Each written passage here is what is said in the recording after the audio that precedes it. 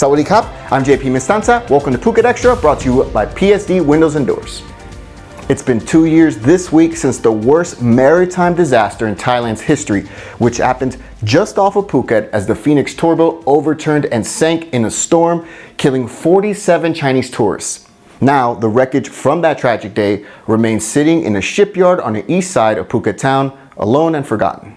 The tragic Phoenix tour boat disaster took place on July 5, 2018, and in the weeks after, raids led to the discovery that the operators of the boat had laundered more than 1 billion baht. Authorities seized their assets, including the actual Phoenix tour boat, and were auctioned off by the Anti-Money Laundering Office. Peta Jayat, who operates a website selling second-hand vehicles and boats, he bought the wreckage in August of last year for 905,000 baht, and he told the Phuket News then that he wanted to restore the boat, then sink it back to the bottom of the sea where it originally sank and have it become an underwater memorial. At the time, he said, quote, "Those who died from the tragic boat sinking were tourists who came to travel to my hometown and unfortunately have to be here forever. I want to try my best to take care of them, and it just feels like the right thing to do." However, Mr. Peta soon encountered a wall of bureaucracy preventing him from making it into an underwater memorial, and he has yet to reveal what his current plans for the wreck entail. Prior investigations into the boat itself confirmed that the Phoenix was substandard and illegally approved, with Royal Thai Police Department Commander General Rungrot saying that the two officials in Bangkok's Ship Standard Registration Bureau would face charges for allowing the Phoenix to be approved to be put to sea. But details about any prosecutions as a result of police investigations were not revealed. For more, visit thephuket.news.com. Key Phuket tourism figures have outrightly dismissed the claim by a senior Tourism Authority of Thailand marketing official that the worst is over for economic impact from the COVID-19 pandemic, saying that it will take a year for the island's tourism industry to recover.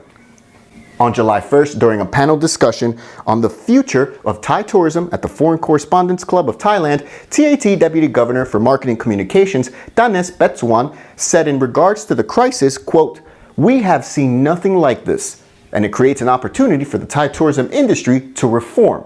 But ears perked up when he said that the Thai tourism industry has, quote, "passed its worst phase and is now set to make a slow and steady climb back to normalcy." Well, in response to that, the Phuket News spoke with two people. The first is the president of the Patong Entertainment Business Association, Wirawit Grusombat, who told the Phuket News today, quote, "I think the person who said that is someone who stays in the office. They do not see what the reality is over here." Wirawit explained that so far only 30 to 40% of PIBA's members' businesses had reopened since the ban on bars and nightlife venues was lifted on July 1st. And it's going to take about a year to restore tourism onto the island, with businesses trying to survive until tourists come back. We also spoke with the general manager of the Patong Resort Hotel, a key member of the Southern Tourism Development Committee, Burit Maswongsa, who echoed Wirawit's response that it's not over, especially for hotels, many of which right now are being sold, with hotel staff losing their jobs. Tour companies and tour bus businesses are also being repossessed or sold. Buret told the Phuket News, quote, "It has not come back to normal yet. I think we have to be patient until next year." Meanwhile, officials announced no new coronavirus cases for Thailand today, although cases were announced over the long weekend holiday, bringing the total to 3,195 for the nation, as all the new cases were Thais returning from overseas. It's now been 43 days since officials have confirmed a local transmission. For more, visit thephuket.news.com. Animal rights group PETA have called for a boycott of Thai coconut products after claiming that farmers here in Thailand are separating monkeys from the wild in order to harvest coconuts, claiming that they're often abused and that it happens at an industrial scale. Well, Thai officials are accusing PETA of double standards and denying their accusations. Let's start at the beginning, as last week, PETA released a press release and a 1 minute and a 39-second video on their YouTube channel, claiming that a PETA Asia investigation of 8 farms in Thailand showed that monkeys all over Thailand were abused and exploited, saying they're illegally abducted from their families, chained, and then trained at specific monkey training facilities and forced to pick coconuts for the rest of their lives. The group says farms in their investigations were suppliers for major coconut milk producers like Aroidi and Chauko, and called on businesses to boycott the use of coconut products from Thailand. After that, several large chains in the United States and the UK said they would not knowingly stock these products from Thailand, including Walgreens, Duane Reade, Cost Plus World Market that owns Food Line and Stop & Shop. And in the UK, Boots, Morrison's, Waitrose, and Co-op promising to do the same. A wave of responses have been hurled at PETA since the news broke, with Commerce Minister Jurin Laksanawisit denying accusations that the monkeys are abused, and while admitting that the practice does occur in Thailand, it's at a small scale, not industrially, as was once the case. The Secretary General of the GLAB Party, Atawich Suwanpakdi, responded by saying that while PETA's concerns are understandable, its boycott campaign is, quote, cruel and an insult to our culture, and went on to ask about the difference between using Thai monkeys for coconuts and using pigs to search for truffles in Europe.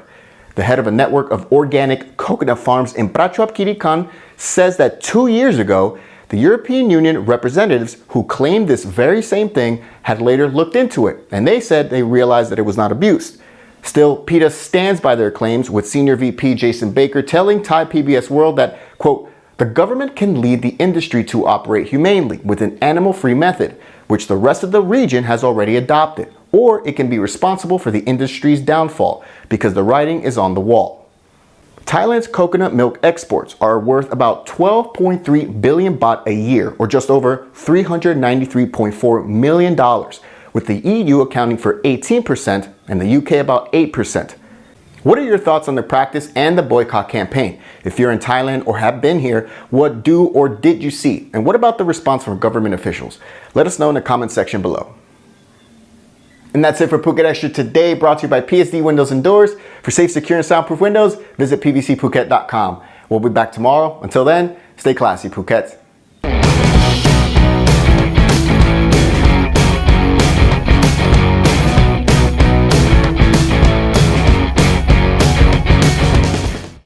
Phuket's rapid modernization has made it one of the world's premier holiday destinations. Investors can still buy quality condominiums for as low as $75,000, and luxury properties can go all the way up to 20 million.